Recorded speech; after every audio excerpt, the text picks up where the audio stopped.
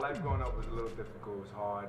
I lost my parents at a young age. I lost my father at 7. I lost my mother at 9 years old. My father, due to an injury, he got shot in the leg. He was involved in all types of drugs. He used drugs, he sold drugs, and it was an altercation. I mean, the story that I was told, because I never really knew until I got older, he was being kidnapped because they thought that he was dealing, because he used to deal with a lot of drugs, so they thought he had a lot of money on him, and unfortunately he got shot in his leg, so he died to complication due to that gunshot wound in the leg. He had to get it amputated, scar tissue built up, he couldn't use the bathroom, hospitals didn't take care of him the way they were supposed to, and as a result of that, he passed away. My mother, she OD'd on drugs. She was a heroin addict, so she pretty much just OD'd on drugs, and it was, I knew she was a drug addict.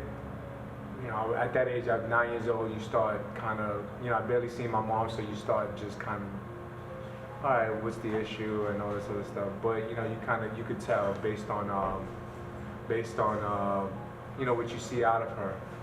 But as I got older, I was raised with my aunt and my uncle.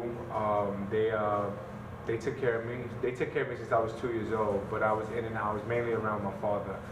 But they pretty much raised me. I lived with them. They had 2 kids, so those were my brothers. And that was my family. My aunt and my uncle. That was my mother, my father. Since growing up, even till now.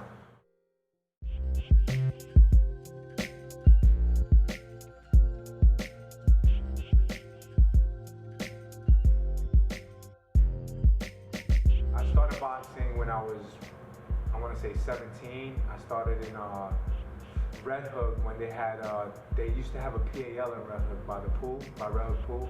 I started there. It didn't really work out in the beginning, and then we went everywhere. Like my uncle took me everywhere to look for to look where I could train. I ended up in Sunset PAL. That's where I started. I was working with the trainers there. Basically, what happened is that they didn't keep me active enough. I got bored. I mean, they were saying, oh, you're good, you can fight. I fought in the JOs.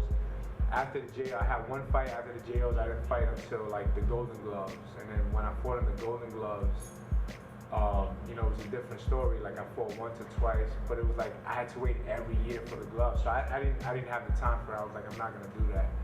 So I just ended up in the streets, man. I ended up like just kind of hanging with the wrong crowd, hustling. Just pretty much, I fell off, man. And my father used to box. My actual father used to box. He was a professional fighter. He fought in the amateurs. He won the Golden Gloves a couple of times, if I'm not mistaken. And he fought as a pro. He had four pro fights. I think he lost one. He fought at 130, 130 pounds. I'm much bigger than my father. Boxing, I think it's just in my blood, man. I came in and it was like, I fell in love with it right away. And, I didn't have that much of an amateur career, and I just decided to go straight pro. I had like 11, 12 fights as an amateur. Right now as a pro, I'm undefeated, 10-0. I have 2 draws, but 2 good draws, so it's not bad. But that's what it was. It was in my blood. I've always been a fighter throughout my life, so I just said, why not box? And then boxing just kind of like was the gateway to really, getting my mind adjusted and helping me out, man. Really putting that discipline in me. So it was, boxing helped me.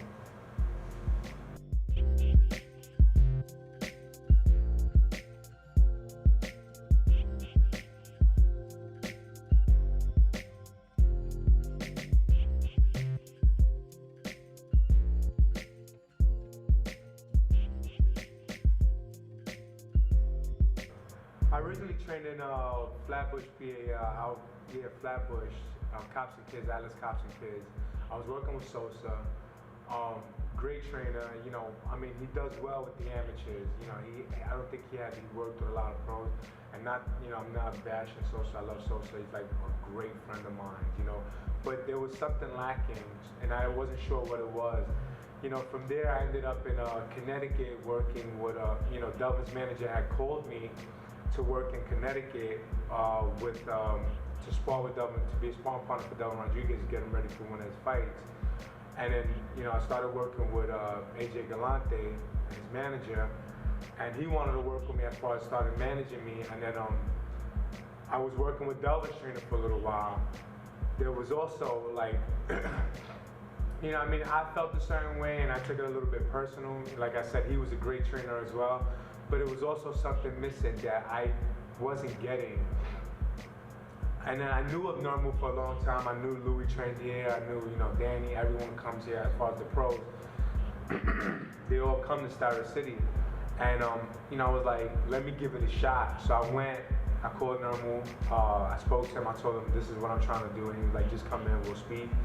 And I told him, look, you know, I'm looking for a place where I can actually train. You know, I mean, you know, I've been working with these trainers, but I don't feel like there was a connection there. And then, so we spoke, we sat down, and I started training here immediately. And I just felt comfortable, you know, it just felt right. And I just made, you know, I officially made Star City my home, where I train, where I do my boxing, where I do everything out of. So it's pretty much my home.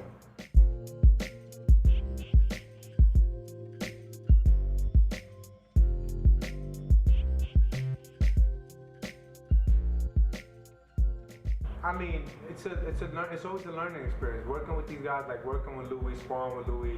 You know, we even got Saddam started training in Star City now. You know, which is great for, you know, us, because that's, you know, he's Olympian. You know, have so many experience as far as boxing. Me coming out of not that much experience, you know, which is no excuse, but I'm constantly learning. I'm constantly picking up. You know, sparring with Danny. You know, seeing these guys, Curtis and all these guys train. It's always a learning experience in there for me, you know, what to do, what not to do, how to, you know, it's just all a learning experience for me, man, and it feels good just being around that environment, being around that boxing environment where, you know, you got these pros here who are knowledgeable in the sport, who have the experience, and I'm able to pick that up from them.